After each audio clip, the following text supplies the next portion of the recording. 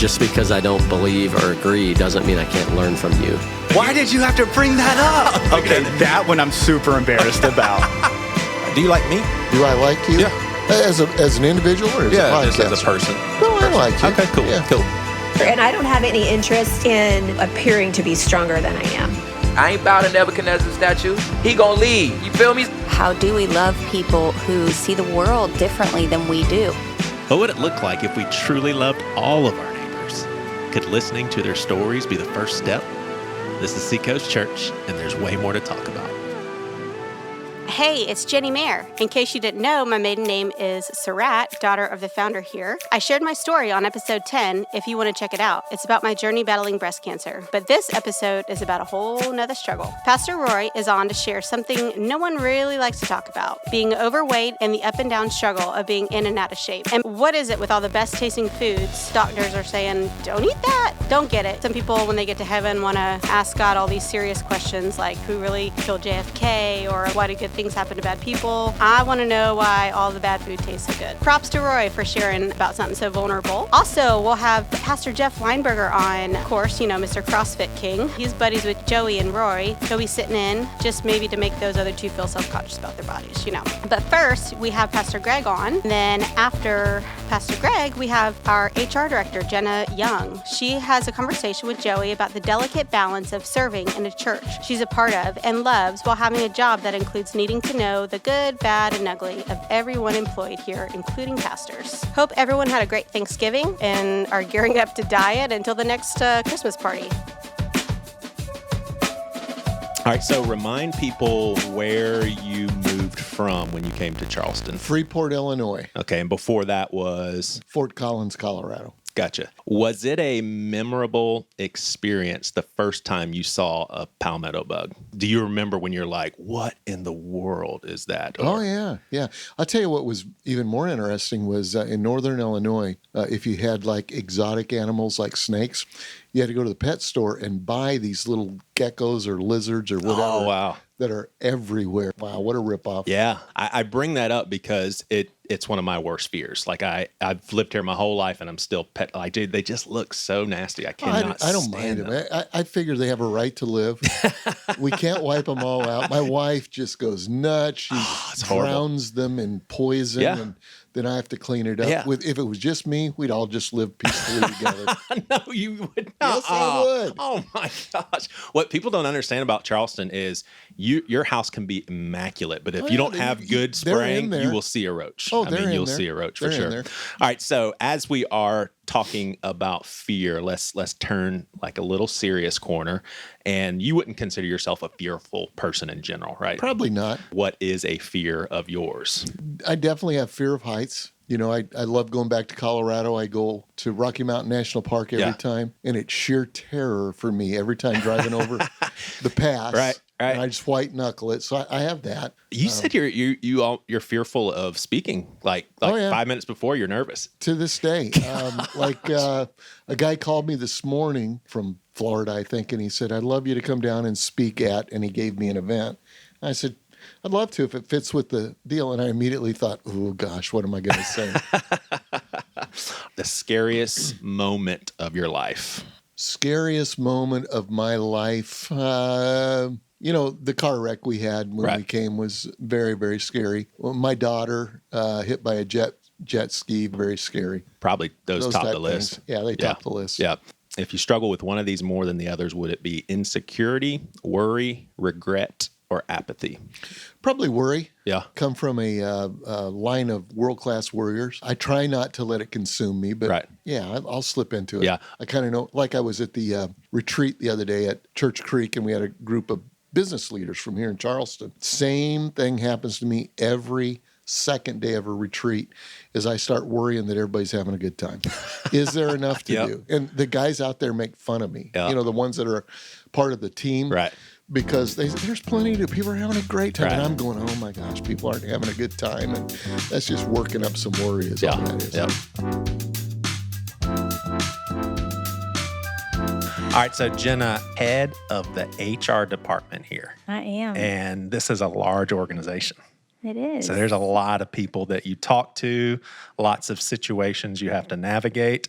And we talk all the time about Seacoast being a real place that even the pastors struggle, and you hear it and see it all. How do you navigate that? Because you're at a church that you love, and you also know all the behind-the-scenes stuff, conflicts, everything. I mean, we're a great organization, but when you bring this many people together, you're going to have stuff. I think you do always have to keep your heart in the right place. But the best thing about God's grace is that it's available to all of us. I think one of the best things about Seacoast is that we don't try to say that we're perfect people. We don't pretend that we're something we're not. We are all broken, and there's grace available for all of us. And that's just where, I've learned to be an extension of that grace in my role. It's just made for a really sweet spot of coming alongside people, just as all of our pastors do as well, just being able to do that from a workplace perspective.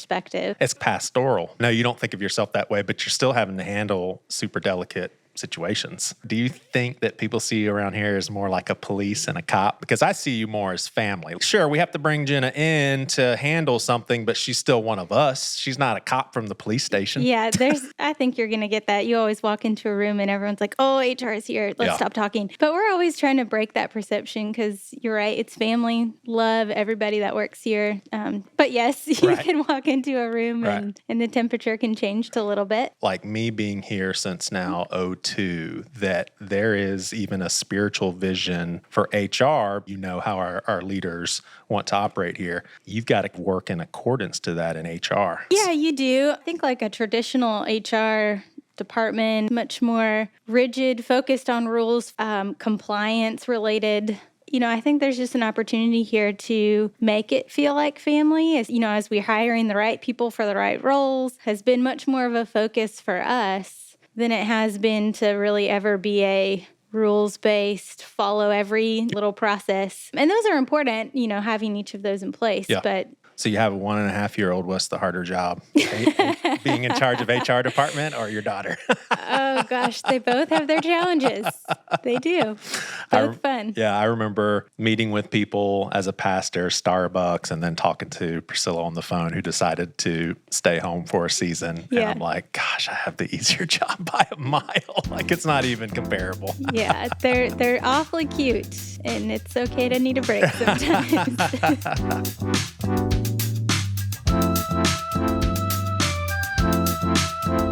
Roy, how do you feel about even going into this conversation? Oh, my word.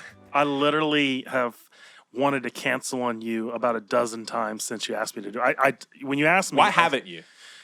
That's the big question. Because I love you and I don't want to leave you hanging. No, this isn't about me. You know better than that. I've said 100 times, dude, don't do this unless you are willing.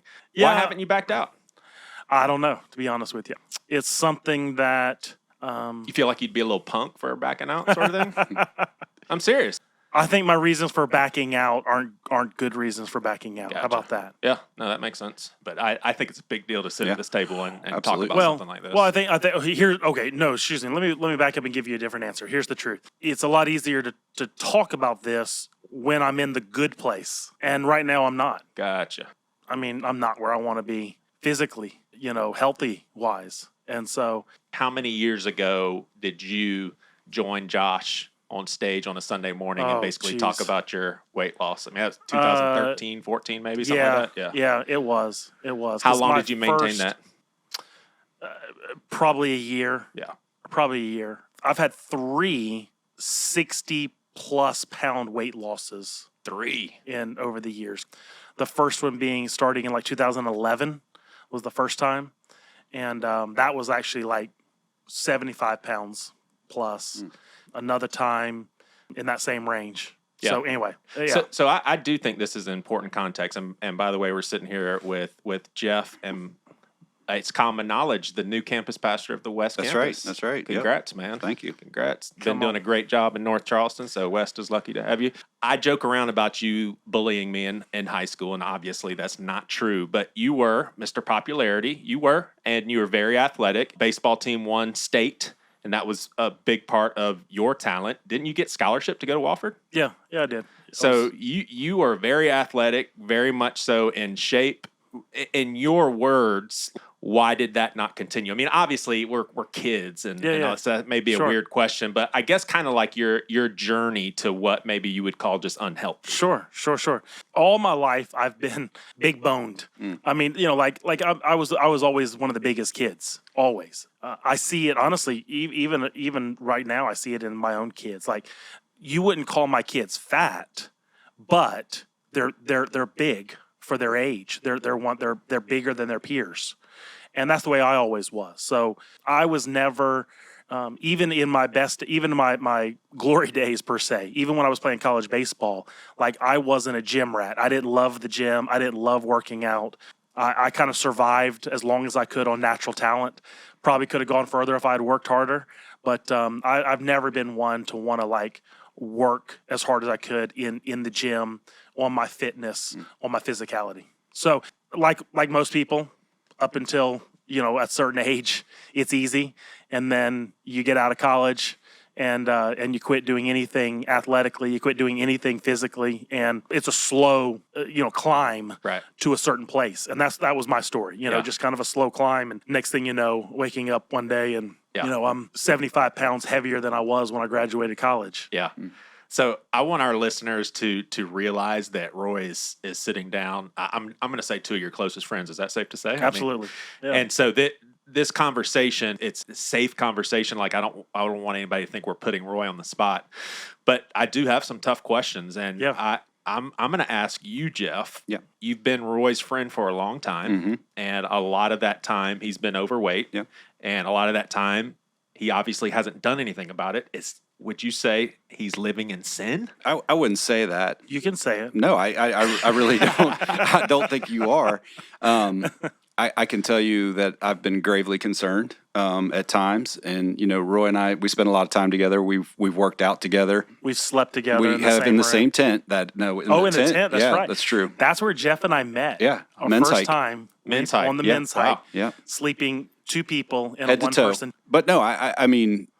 Never did I cast judgment on him or think that he was living in sin or anything like that. But I mean, it's concerned me just seeing him bounce up and down. I know enough about health and wellness to know that this can't continue and there be a positive outcome. And so it's been more concern for him more than anything else. Yeah, I've expressed my concern directly to you. Yeah, and I think that time, you very kindly, it was kind of like, I know, but kind of leave me alone right now. That's, I would disagree with Jeff. I believe, honestly, that if we really take a close look, I kind of think maybe not the definition of what everybody thinks living in sin means. I think we all are. Sure. And sometimes we know it and sometimes we don't. Like, sometimes we know it, we're just like, God, please forgive me. And we say it over and over and over, and we are forgiven. But I would say yes. And that's not an incriminate, because I would point the finger right back at me and say, this podcast was about Joey Svendsen, then I would tell you how I'm living in sin and want to get out. How would you answer? I don't know how I would answer the sin portion. What I would say is, I clearly have always called it, this is my addiction. Like it's the same as any other addiction. It's the same as alcohol. It's the same as drugs. It's this, in terms of, this is the thing that has control over me, that I keep running back to. That makes no sense. Like, everything, like I know I'm a better person when I'm when I'm healthier, when I'm eating better, when I'm hydrate, when I'm drinking water like I'm supposed to. Like, I feel better. I feel better about myself. I feel better physically. Like, I know all those things, and yet I choose otherwise. Yeah. So this, I mean, I'm really curious what y'all think about this. I mean, here's the reality that we all, I mean, I don't think there's any way of arguing this. Yes, I would agree on the same playing field as like alcohol, but if it was alcohol, and it wouldn't be, Roy, you're out of here. We all know Seacoast would be like, hey, man, we're going to take care of you. We're going to get through this together. But we do treat food differently. Yeah, I would agree. And I mean, I think if it were any of those other things, I'd probably be more apt to have that conversation than the conversation in his situation now. What do you think? What do you think about that? The fact that you're living through the food thing, is that like a hypocrisy for us to come to, like, if a pastor had a porn addiction, we'd go to him and say, hey, we got to figure this out. Yeah, I don't disagree with you. it is the same in terms of being an addiction. It's a very different type of addiction.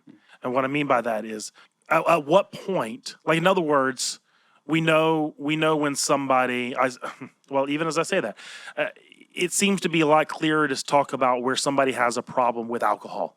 They're getting drunk. It's affecting whatever. At what point does somebody become too overweight? Is it 5 pounds? Is it 25 pounds? 75? Like, and I'm not justifying, I'm just saying, like, I mean, it is kind of a good point. And so what's the barometer for physical health, weight, whatever it may be? You know, where's the line at which you've crossed that it becomes a problem? Does that make sense? I think so. As I've never asked you this before, no matter what, as long as I've known you, and not in a prideful way, but you have come across, you're a confident person. You have confidence. Is there something that your friends don't know as far as, does this affect your confidence in any way? Oh, absolutely. Really? Yeah, 100%. 100%. See, as your friend, that kills me, man. Yeah, no, 100%. Yeah. So there's a self-consciousness. At a certain place there is. And I guess what I'm saying to that is, you know, for anybody that deals with an addiction, just mentally, psychologically, each individual person has to get to a place where they want change more than they want what they're, you know, the road they're walking down, right? And so for me, there are very clear places that I can point back to. There were very clear moments where I was just miserable, where I was so frustrated with myself. Jeff has been on calls with me where it was almost like emotion, like just as we're sharing as campus pastors, just what's going on in our personal lives, where I was so disappointed, whatever, I don't know. But it was to a place of like, you know, emotionally, I'm just really, really down right now. And I want better. And so I do better for a season, and then complacency kicks in. That's really, you know, even again, as we compare it to some of the other addictions and they then make the distinction, it's like, you know, for me, what happens is I can lose. So like this last one, I lost in March of this year, I lost 60 pounds. Really? This March? Yeah, wow. This past March. I was the heaviest I've ever been. Lost 60 pounds. Even then, I'm still a big guy. I don't care that people know how much I weigh. So for me, 60 pounds took me down to 285 pounds. Yep. I'm 6'2", 285 pounds. But at 285 pounds, I feel really good I feel really good. I'm wearing clothes that I haven't worn before, or that I haven't worn in a long time. I'm fitting back into a whole new wardrobe. I look more, I feel more confident. You know, you asked the question about confidence. I feel more confident.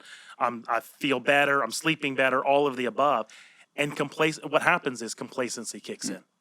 So I had every intention of wanting to lose upwards of 100 pounds. My ideal weight, I'd like to be 225, maybe 230. Okay. I had every intention, and obviously every time I start that journey, I have every intention of getting there. But I get to that place, and usually it's somewhere in the 280s that I literally have moved down like 1.5 wardrobes, like sizes, right? And I'm feeling really good about myself, and I get complacent, and I stay, and I'd love to. The intent is to, you know, just to kind of camp out there for a little while. But inevitably, what happens is I don't camp out there. I start to gain back, and so that's where I'm at currently. Yeah. I haven't gained all the 60 pounds back, but I've gained half of it back. And have you ever included in your life accountability as far as like, hey Jeff, man, I want you to dog me, man, when I start, you know, falling off the tracks here? Yes, I have, but honestly, I hate to say it doesn't work for me. If I want to do something, I don't care that Jeff can. He can like, if we go to lunch and I'm about to order something and he says, hey man, I'm like, dude, shut up. You know, yeah. It just doesn't. What I have found for me is I need motivation. Motivation for me is key in this area. I need a why and I'll say it two ways. Number one, working out, being physically active and eating right go hand in hand for me. I can't do one without the other. I'm either doing both or I'm doing neither. So, and that's part of why, you know, when I get to that place of complacency that I turn around and go back, is because I quit doing one of them, which usually means I quit doing the other one. So they go hand in hand for me. So number one, I got to be doing both. Number two, I need a why.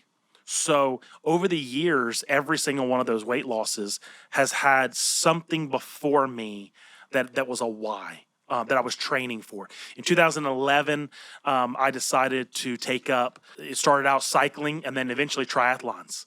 And that's how a major part of my weight loss journey in 2011, 2012 was. I was running half marathons. I ran 3 half marathons. I ran 4 sprint triathlons. Even did an Olympic triathlon in that season. You were in better shape than most people. Yeah. I was in great shape in that season. And I constantly had a next. And so the key for me was when I finished every event was scheduling the next or already having the next on the calendar. I had to keep training to be ready for that event. The last thing in the world I wanted to do was show up at an event and be out of shape. So keeping events on the calendar, and I can point you to in 2000 and I believe it was 2014. Don't quote me on that date, but I can point you to my last half marathon that I ran down in Savannah. I ran it with a couple buddies of mine, and I didn't have a next. And I went back and I gained a bunch of my weight back. But in this last season, quite honestly, and most people who are close to me know this already. But in this last season, I was following a program that offered a significant monetary award for losing the most amount of weight. And if a lot of the listeners will know exactly what I'm talking about. I actually won my category during that 8-week period. How much money was that? It was a good amount. A lot. It was a good. Let me put it this way. It was well worth doing really well for 8 weeks. Right. But at the end of 8 weeks, guess what happened? The motivation went away. That reward went away, and so I quit doing some of the things that I was doing. And I know everybody's wired up differently, but I personally have what I would call probably a good 30-pound swing. Like right now, I'm at the lower end, but I could swing that. For me, what you just described as far as wardrobe and feeling better about myself and all of that, why isn't that motivating enough? Like, that's got to feel so good to like look in the mirror and be like, I did this and I look good in these clothes. I mean, that's good stuff. Yeah. It's all I can say is that's the sick part of my brain. That's where I know that's where when I use the word addiction, I don't use it lightly. Because what I know is I want everything there. I want I want to be, I love that place. And yet I continue to run back to the thing that, just feels better. Listen, at the end of the day, I think we can all agree, there may be the rare exception out there who actually likes green vegetables more than cheeseburgers or whatever. But listen, there's a reason why in any meal program, why when we have a cheat meal, that we all run back to those things because they taste better. Yeah. Right. We just like them. Yeah, anybody who says McDonald's doesn't taste good, they can say it's gross as far as quality, but you can't say McDonald's is gross. It's manufactured to taste wonderful. There's nothing bad tasting about McDonald's. Actually, I'll disagree with really? you. Oh, my Lord. You don't Listen, like even McDonald's? I have standards, and oh McDonald's doesn't. Gosh. Do you Sorry, like McDonald's? I love McDonald's. Oh, my gosh. I don't. But I'd rather eat, chicken wings with sauce all over them than vegetables and a whatever. Like, again, it's that sick part of my brain that I cave into just what I want taste wise, just good food, as opposed to going after the things that I know are better for me. It's crazy. It's twisted. That's why I'm very comfortable saying I have an addiction to food. Yeah. This is so convenient. When I'm uncomfortable to ask one of my closest friends a question, I was like, Jeff, turn to me. Yeah. What do you think? I've heard some people would say either he can't or he won't.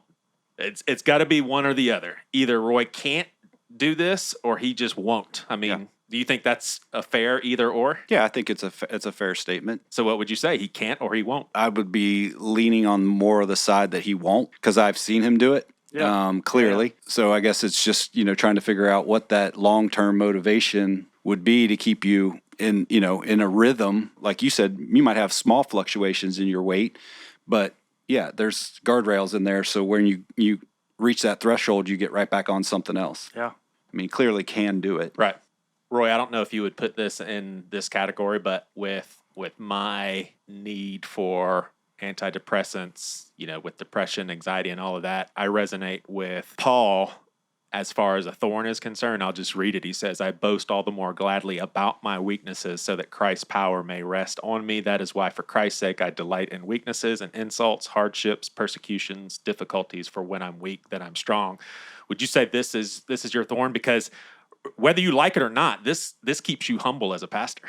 Yeah, I don't know.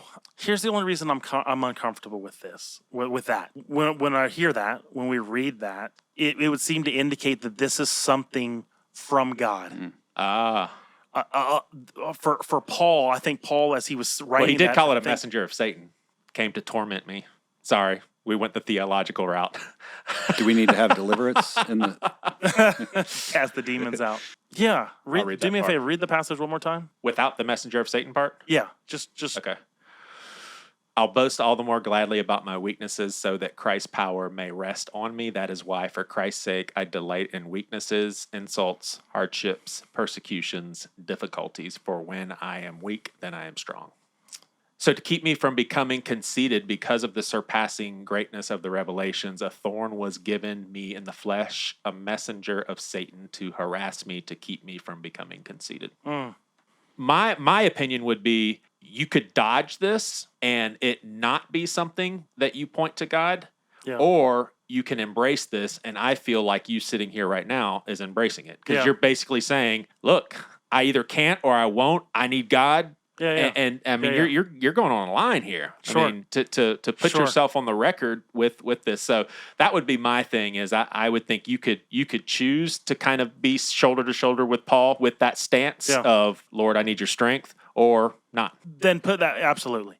I'm absolutely aware that when I am on a journey to being healthier, like, I can't do it on my own. The flesh is definitely weak, for sure.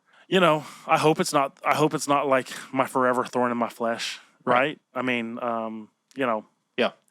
Jeff, will bring you into this conversation. You would be extremely fit, but you guys were talking at lunch earlier that may not be for the right reasons. Yeah, Roy was saying something earlier. I can't remember the exact verbiage that you used, but there's an aspect of going to the extreme on the other side as well. And I find myself, not right now in this situation, in that same situation, to where if I wasn't working out 5 days a week, eating super clean, I wouldn't feel comfortable. If I would start packing on the pounds or whatever, or if I had maybe 2 or 3 meals that I would consider unhealthy, I would go the opposite direction, and I would work out more. I would eat healthier. I would, do fasts. Oh, that sounds all good. Things like, but I think we can take it to an extreme, to the point, like, in my case, I had to have shoulder surgery. I've done, what's the relevance of that? Just overuse of my shoulder. So I've had, I've worked out so much that I've developed a bone spur in my shoulder. I've did some damage to tissue in my shoulder. Yeah. And if you would have asked me 2 years ago, as I was going through that process, I would have said that was unhealthy, bad luck maybe, or things like that. But as I've taken a step back and looked at it, and the way that I've treated and how regimented I was with my nutrition and my workout, I could see that would be a little obsessive, on the other side. Yeah, and if I might, again, Jeff and I we've walked these journeys together, and we've both spoken into each other's lives and just been there for each other in this, in very different ways, obviously. But I would say for you, Jeff, it comes down to the motivation, right? Yeah.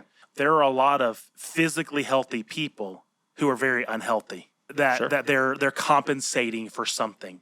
They're looking for approval in an area that they can control. Yeah. And I would say for you, that's clearly. And I mean, identity. I mean, just for the people that don't know who I am. I mean, I've done CrossFit for probably 5-6 years now, and for my age, have been very successful in competing.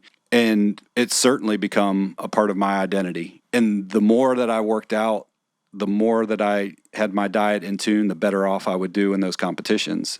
And then when I had shoulder issues and I limited what I was able to do, I mean, I clearly was in an unhealthy space with that. I mean, it was like losing a part of myself. It's kind of like healthy, wealthy people, and then unhealthy, wealthy people. It's kind of a heart thing. Would you say you're in a more healthy place right now, or are you in kind of a more obsessive? No, I'm clearly in a more healthy spot. However, I can tell you right now, if my shoulder was 100%, I'd probably be right back to where I was. And so it's almost like a forced, rest, because simply I can't do the same things that I was once able to do. And I've seen this guy like barely be able to lift his shoulder, but yet he's not quitting a workout. Right.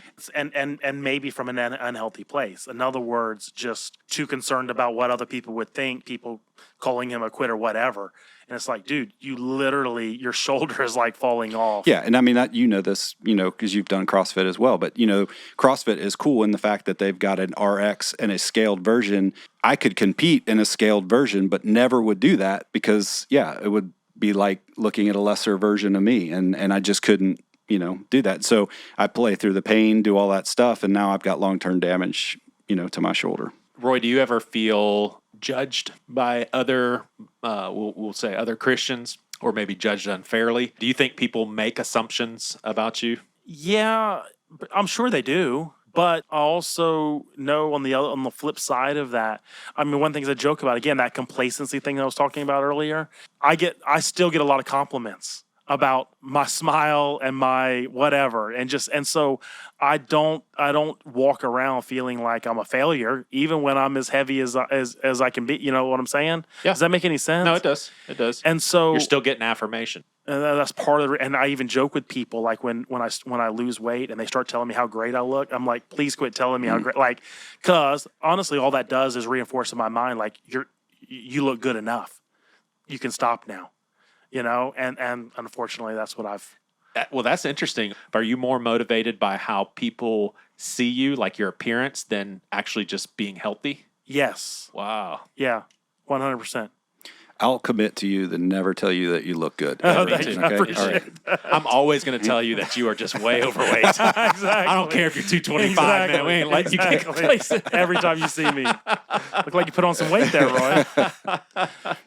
No, absolutely. Listen, there are way better motivators than that. There should be, right?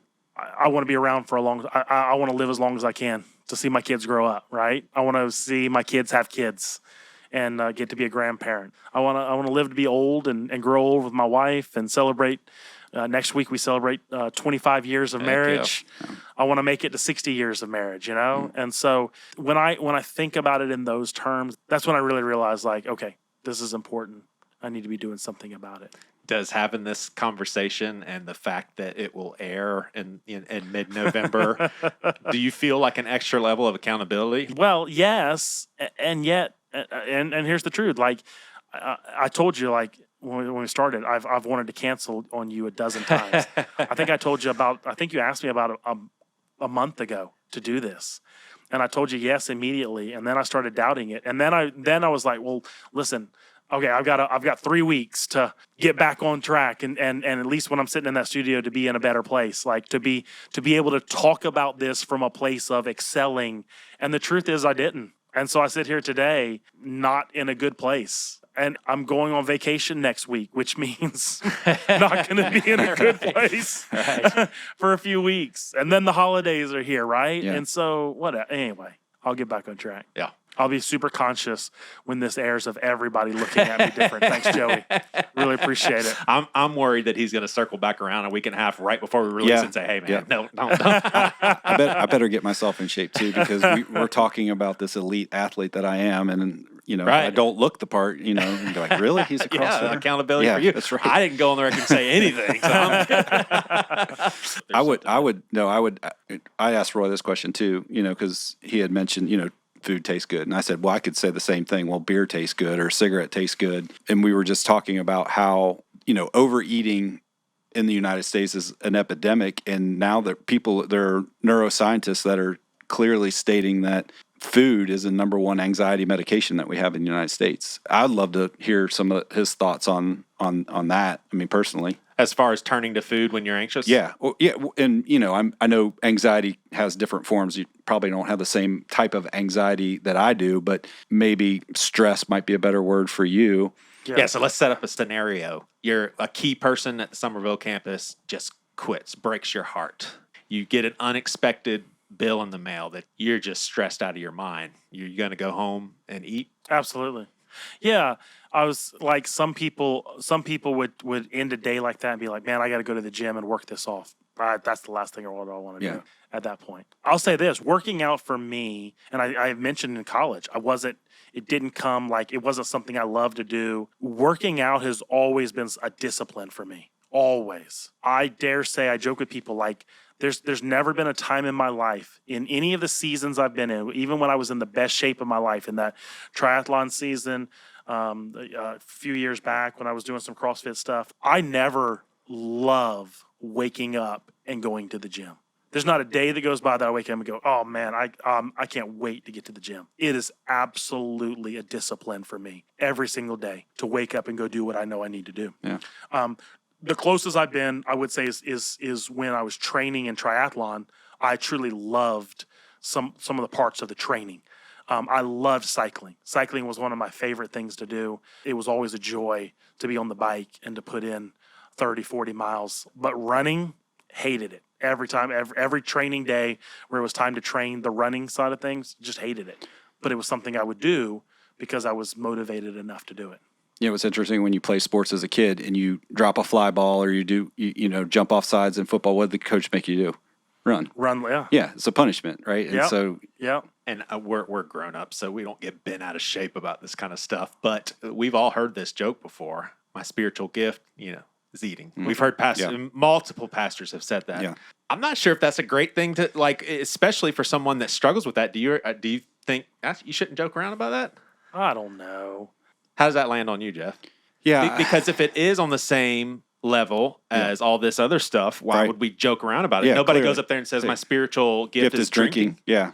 So, and again, I think it's the severity of the thing. It's the same thing, like there's obviously potentially greater consequences, or even the way that society looks at alcoholism or drugs or pornography than they do eating. I get it, I guess, but I probably wouldn't put it in the same class as that. But you're right. If someone was drinking, we wouldn't joke around about that on stage. If there's anybody out there that has a significant amount of money that would like to wave in front of my face. There you go. I will lose 100 pounds right now. 100 pounds.